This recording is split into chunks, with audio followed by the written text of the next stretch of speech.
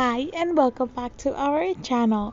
So today in this video we are going to discuss about how you can change your account name in your Bitpay account. So without further ado, let's get straight into the video. So first and foremost, all you need to do is open a web browser of your preference and type in the URL www.bitpay.com. So once you type in this URL, you will be redirected to the Bitpay website. So here you need to click on the three lines on the right hand side of the screen. Once you click on it, you need to click on login. So once you click on login, you need to fill in your credentials and get logged in into your Bitpay account. So after you are logged in, you need to click on the three lines on the right hand side of the corner again. So after you click it, you can get the settings option. You need to simply click on it and you can see the name below your profile. So here you need to simply click on update, and now you can update your name instantly.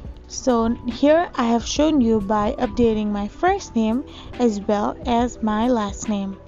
So after this is done, you need to simply click on the update button. So once you click on update, your name will be updated on your Bitpay account. You can check on it by going to your settings again and see your new name. This is how you change your name on your Bitpay account. I hope this video was helpful, so don't forget to hit that subscribe button and do give us a thumbs up. We will be back again with these informative videos. Thank you for watching.